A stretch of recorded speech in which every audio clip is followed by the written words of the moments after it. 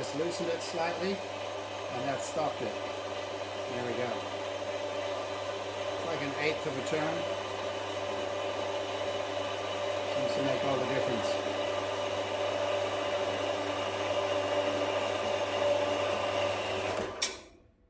How great is that?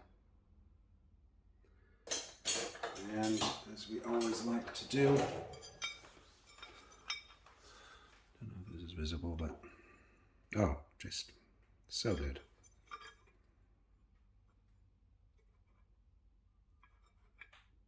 So good. All right, everyone, this is another tool review. There's probably going to be this video and then a whole bunch of extra videos going into the details of all the fixes and mods I've carried out on this. My videos are long usually. They're almost always long. This one I thought I would do a quick review first and then put all the other videos separately, because some people just want to know, is this thing any good? And so that's what I'm doing here. Yes, it is good, but I'll carry on and detail a bit more. These Chinese tools, they always take some setting up, stripping down, adjusting, machining. You've got to do some stuff to make them work. The good thing about them is they normally respond to that. You can usually make them work. My lathe is beautiful. This thing here now is beautiful. After the work I've done, it's really flawless. So the reason for buying it is you need to cut up metal, haven't got all day. You just want the stuff cut. I do have a portable bandsaw, one of those in the States. They're known as the Harbor Freight one. Those are sold under different names around the world. And that's fine, but I do see that as simply an electric handheld saw, which is what it is. It's a portable bandsaw. You can stand there, you got to clamp your thing in a vise and then stand there and try and get it straight, and so on and so forth. And it's not that great. Good for cut-offs, you want to cut off the back of your frame or something on your bike. Perfect. But for, lots of repeat cuts, precision-ish cuts, nothing beats this. So I watched all the videos, decided to go ahead and get one, knowing I would spend quite a bit of time pulling it apart and setting it up. And so the outcome of that work is, yes, this is great. I love this tool. It's bloody great. And you make a cut, and you just let it do its thing. I've got it running quite lightly because there's a break-in procedure for the blade. You got to get a bimetal blade, replace the original, get a bimetal.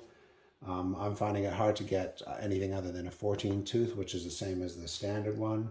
When you look up all the specs for, how many teeth per inch, blah, blah, blah, for the different types of metals, you really need lower than that. The harder and the thicker your material, the fewer teeth. It's all about how many teeth are in contact with the material at the same time. So it matters greatly if your flat bar is like that or like that. Greatly it matters. But you have to compromise. So that's why they put a 14 tooth on. And then you've got your 3 speeds up here in this box with the belt. Yesterday I cut this off because I made a part for this on my lathe, and it's 2 minutes. I just set it going, put the bar in, and 2 minutes later I've cut down this crappy old piece of steel, taken my bits off here, and it's a very precise cut. Very good. By precise I mean it's square. It's square to my fence, it's square to the table, and so on. And that took a fair bit of work to do, to get it like that. Out of the box, it was not square at all. It was pretty bad. So very good, highly recommended. I'm just going to point to the fixes and mods I've done, and each one of those will have either a separate video or there might be combined videos or a big video with everything in it. I'm not sure. It's hours and hours and hours of footage edited down. Haven't even begun yet. So the fixes I've done are, when you buy these, they're different in different countries and different manufacturers. Some of them have knobs here like this. This one did not. It just had 14mm screws like that, bolts. I wanted the knobs, so I found some knobs at a supplier, got them in. Beautiful, love it. Nice knobs. They're actually probably the best made part on the whole machine. Really nice. That's one mod. Another one, the pulleys up here replace the belt. Get an automotive belt, take the belt down to your shop. In my place, it was the smallest belt they had. It's precise. The motor, everything wobbled quite badly. And I could tell it wasn't the machine, that it was the motor. And then I decided actually it was probably the belt, just a thickness of the belt and crap. That made all the difference. Now it runs very smoothly. This one's quiet. I've heard a lot of noisy ones online, but this one's very quiet. Some people say you should go into the gearbox and check the oil. I have not done that, but I will have a look at it at some point. Just make sure the gears aren't chewing each other up and that it's looking all right. Other mods I've done. Anything out here? No. Inside here, one of the next mods is this here.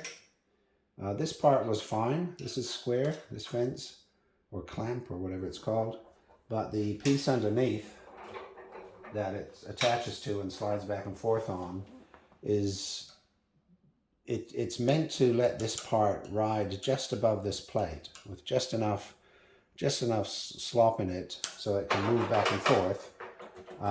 But when you tighten it up, you don't want it tilting back and losing its grip.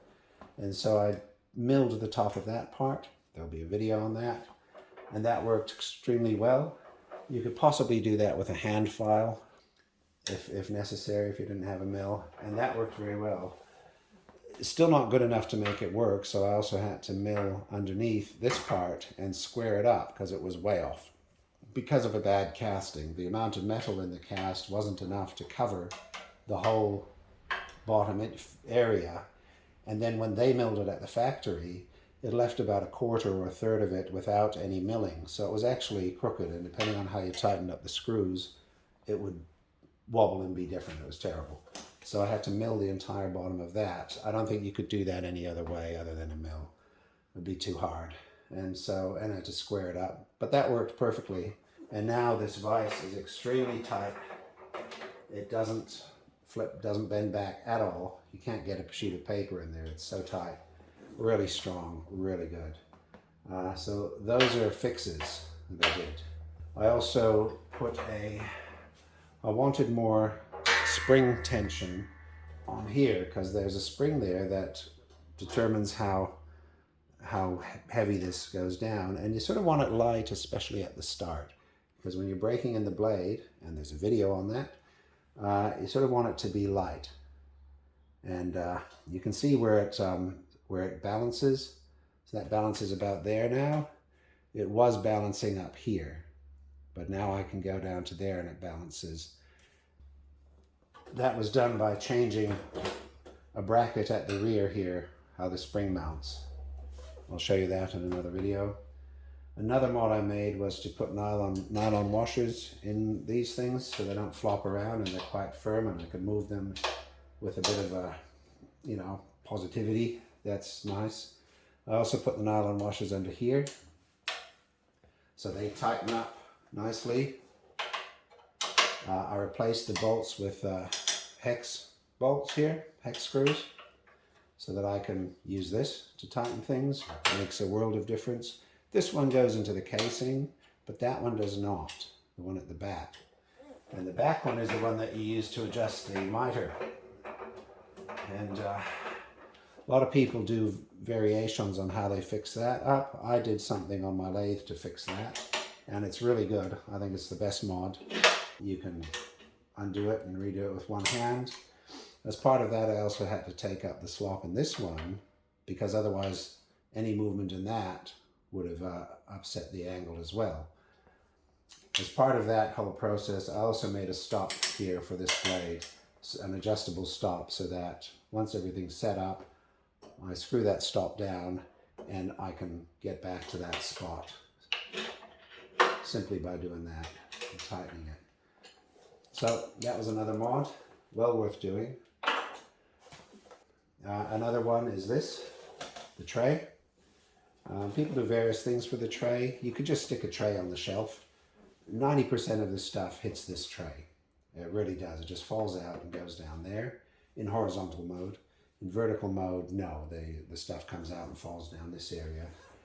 I just use some U-section here and one of these trays, which I use on my lathe as well. It's a plastic lid off a plastic box. And that goes in there. I can pull it out and put it away. Love it, it's perfect. Of course, you need to do the thing with the bolt if you're also going to do this. Otherwise, you have to take that out to access the nut on the other side of that bolt. It's a pain in the bolt.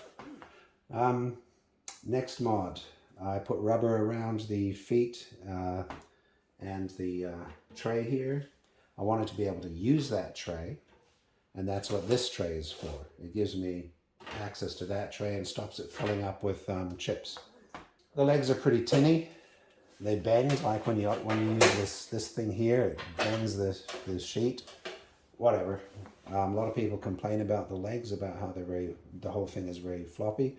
It's not, but mine was at first. I don't know if there's a video about this, but basically if you just put it all together, put the piece on top, and you should do that very carefully with another 1 or 2 people, because this is very heavy, and this is not stable at all. Trying to keep this together while you flip that on top, whilst this whole thing is only held together by that little tray, those screws there, it's very unstable. I used a hook in my ceiling and some strops to hold this thing up, and then I let it down into place. That was quite safe, but to stop the whole thing flopping around, you just need to, and mine initially was, and the issue is simply that the way the legs sit in this casting, it's not even. It's just not even by default. And on different ones, it's going to be different. And so what happens is, like, the 2 opposite legs will be on the ground and on the case, but then the others won't. They'll be up a little bit. And so it'll flop around quite badly. And so you really just got to undo them all the bolts, and then tighten up one and, lift it a bit and get the others, tighten it up when all the legs are on the ground properly. A bit fiddly, but once you do that, it's actually really good. So I'm happy with how the legs are. The height, I think the height is low because you don't want this thing too high. If it fell over, this is a safer height, I think. It would be quite unstable. The legs would have to come out quite far, but you can take this and mount it on anything. One guy extended the legs by taking some angle iron and just bolting it inside the corners, going down, adding that much. That was a great idea, and potentially removable as well. So I thought that was good, but I'm not going to do that. What else did I do? The paint just flaked off this thing here. The paint, again, there's a video. It just flaked off. Rust, bad preparation. So I stripped all that down and resprayed that. Used caliper spray on that. And that's fine. That's pretty good. There'll be a video about setting all this up, because that is very important, setting that up. And I can see online there's a lot of misunderstandings about how this really works and what it does. So have a look at those videos. I also put on the back here is a 10 mil bolt to hold all this in. I wanted quicker access, and there's a washer that you've got to stick on it because the slot is a bit large. So I decided yesterday to make one of my first decent things on the lathe, and I made this screw. I'm very happy with that. It went well. It's a lot of mucking around, but it's beautiful. Love it. And so I can now just put that in by hand, and boom, it's tightened up. I would like to do the same thing on the on this housing here. That's a self-tapper, which is not very good. I don't know, I'll have to think about that one. You also have to adjust this motor. You have to set the pulley heights. All that's very important. I've got a video up about adjusting this and the blade. The blade actually flew off at one point here, which was interesting. So I took a deep dive there to sort out the alignment. Again, a lot of people online not quite getting it right. There's the alignment where you flip the wheels like that. Both of the bolts make the wheel go like that and affect the traffic, both of them. But one of them also affects the wheel going in and out, which is the alignment of the blade, you know, having that wheel directly above that one. You've got to set that as well. And so that's what, I'll probably have that in a video. That was well worth doing. And I think I mentioned you need to get a bimetal blade here, straight off, not a carbon. I think the one it comes with is like what you'd call a carbon blade, a cheap one. Get a bimetal, get a quality bimetal blade and put it in. That's about everything I need to cover in terms of fixes and mods. And so I'll leave it there. Summary, yeah, I think it's great. Really good. Great way to cut metal. Very happy with that. Oh, one more. The table. There's a table here that you can mount on here. I've done something different from everyone else again. I think it's excellent because in particular, people cut their own. They cut a piece of 1/4-inch steel or something and mount it on there, and that's what they do. On my one, I can actually leave that in place. I'm only meant to take that off that guard, but I can leave it there. I can put that on and put it in. This thing is too flimsy normally to use, and so people just cut a piece of steel, put a slot in it, and then bolt it onto that. So mine's different, and I'll show you that in a video. See, that's how fast you can get that on there, like that, and that's how tight that is. Yeah, that's very tight, and you get to use that, which does not come with it. That's from my belt sander or something. So I wanted to be able to use that if necessary. That's really good. Very happy with that. That covers everything. 9 out of 10, I'd say, for this tool. All right. Thanks for watching. Check out the other videos that follow. Okay, bye-bye.